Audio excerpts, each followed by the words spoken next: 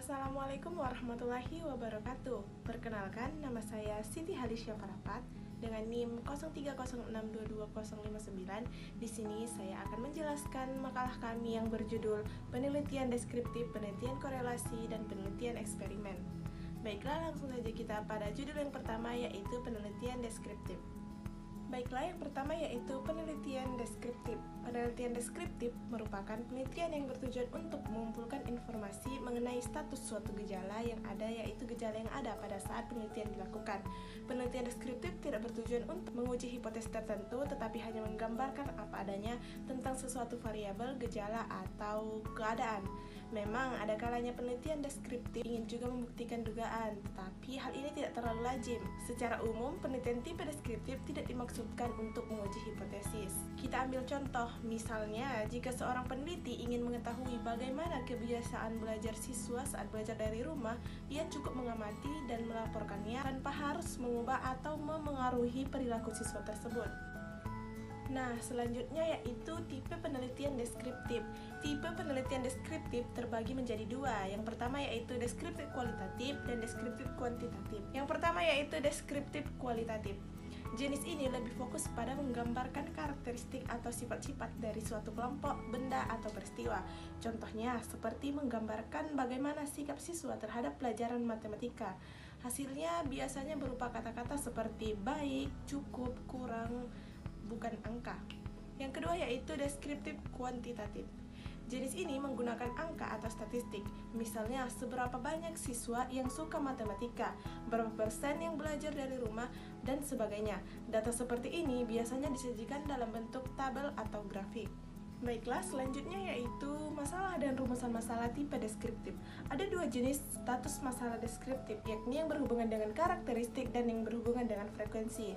Kita ambil contoh dari rumusan masalah yang berhubungan dengan karakteristik, yaitu apa ciri-ciri generasi milenial lahir dan tumbuh dewasa di tengah perkembangan teknologi komunikasi dan informasi. Informasi apa saja yang diakses. Yang kedua yaitu masalah frekuensi. Kita ambil contohnya yaitu seberapa besar penggunaan teknologi informasi dan komunikasi di lingkungan pemerintah kabupaten, seberapa efektif penggunaan teknologi informasi dan komunikasi di lingkungan pemerintah daerah kabupaten. Selanjutnya yaitu hipotesis deskriptif. Hipotesis deskriptif adalah dugaan atau perkiraan awali yang dibuat peneliti tentang suatu kondisi atau keadaan sebelum melakukan penelitian. Hipotesis ini tidak menebak akibat, tetapi lebih ke berapa banyak, seberapa besar, atau bagaimana ciri-cirinya. Hipotesis ini membantu peneliti untuk fokus dalam mengumpulkan data yang diperlukan. Nanti setelah data terkumpul, peneliti bisa melihat apakah dugaan awal itu sesuai dengan kenyataan atau tidak. Jadi, hipotesis deskriptif itu seperti tebakan awal berdasarkan pengamatan atau informasi sebelumnya dan dibuktikan dengan data. Baiklah, kita masuk ke materi yang kedua yaitu pengertian korelasi. Pengertian penelitian korelasi yaitu merupakan suatu penelitian yang bertujuan untuk menyelidiki atau membuktikan sejauh mana keterkaitan atau keeratan hubungan suatu variabel dengan satu variabel atau lebih variabel lain. Pada umumnya, variabel yang digunakan dalam penelitian korelasi minimal dua variabel, yakni variabel bebas dan variabel terikat. Pada penelitian yang memiliki variabel lebih dari satu, penelitian pada umumnya mencari atau berupa mengungkap hubungan antara variabel tersebut. Adanya hubungan antara variabel yang dapat memengaruhi salah satu variabel atau memungkinkan adanya hal baru yang muncul sebagai akibat dari hubungan antara variabel. Singkatnya, penelitian korelasional berusaha untuk menyelidiki sejauh mana satu atau lebih hubungan dari beberapa jenis yang ada. Pendekatan ini tidak memerlukan manipulasi atau intervensi dari pihak peneliti selain pemberian instrumen yang diperlukan untuk mengumpulkan data yang diinginkan.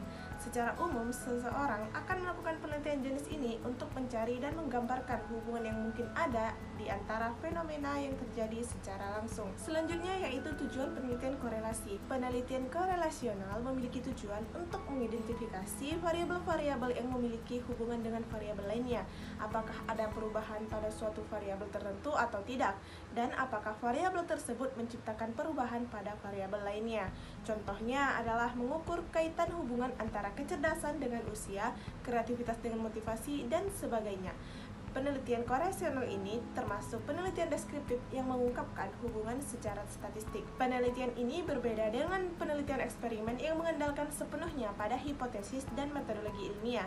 Contoh sederhana penelitian dapat mengungkapkan hubungan statistik antara seseorang dengan berpenghasilan tinggi dan kepindahan. Artinya, makin banyak penghasilan seseorang, maka makin besar juga kemungkinan pindah atau tidaknya orang tersebut.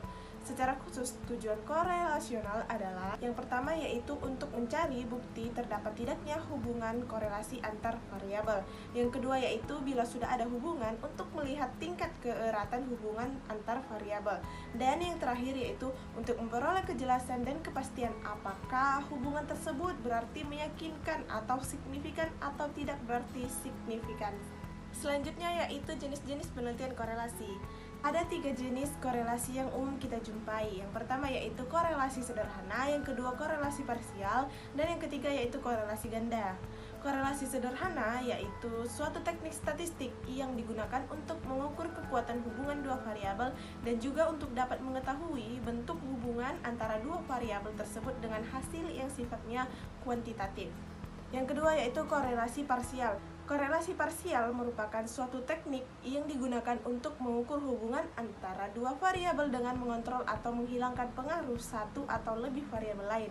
Dengan kata lain, korelasi parsial membantu kita memahami hubungan murni antara dua variabel setelah menghilangkan efek dari variabel lain yang mungkin memengaruhi hubungan tersebut. Dan yang terakhir yaitu korelasi ganda. Korelasi ganda adalah teknik statistik yang digunakan untuk mengukur hubungan antara satu variabel dependen terikat dengan dua atau lebih variabel independen bebas secara simultan. Korelasi ini bertujuan untuk mengetahui seberapa besar hubungan gabungan dari beberapa variabel independen terhadap variabel dependen. Baiklah, materi yang terakhir yaitu penelitian eksperimen.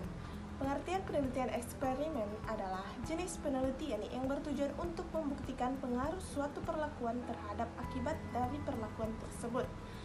Ari Kunto menjelaskan bahwa dengan cara eksperimen, peneliti sengaja membangkitkan timbulnya suatu kejadian atau keadaan, kemudian diteliti bagaimana akibatnya. Dengan kata lain, penelitian eksperimen merupakan suatu cara untuk mencari hubungan sebab akibat antara dua faktor. Dengan definisi lain menyatakan bahwa penelitian eksperimen adalah penelitian yang dilakukan terhadap variabel yang data-datanya belum ada, sehingga perlu dilakukan proses manipulasi melalui pemberian treatment atau perlakuan tertentu terhadap subjek penelitian yang kemudian diamati atau diukur dampaknya data yang akan datang. Adapun jenis-jenis variabel yang termasuk dalam penelitian eksperimen yaitu yang pertama variabel bebas atau independen, yang kedua yaitu variabel terikat atau dependen, yang ketiga yaitu variabel kontrol atau pengendali, dan yang terakhir yaitu variabel moderator. Selanjutnya yaitu ciri-ciri penelitian eksperimen. Ari dan kawan-kawan menetapkan bahwa dalam experimental research ada 3 unsur penting sebagai ciri pokok pelaksanaan eksperimen, yaitu yang pertama adanya pengendalian, yang kedua yaitu adanya manipulasi, dan yang terakhir yaitu adanya pengamatan.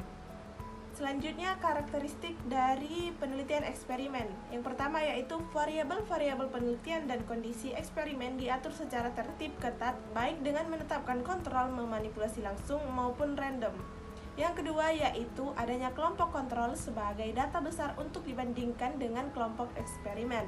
Yang ketiga yaitu penelitian ini memusatkan diri pada pengontrolan variasi untuk memaksimalkan variansi variabel yang berkaitan dengan hipotesis penelitian, meminimalkan variansi variabel pengganggu yang mungkin memengaruhi hasil eksperimen tetapi tidak menjadi tujuan penelitian. Yang keempat yaitu validitas internal. Mutlak diperlukan pada rancangan penelitian eksperimen untuk mengetahui apakah manipulasi eksperimen yang dilakukan pada saat studi ini memang benar-benar menimbulkan perbedaan.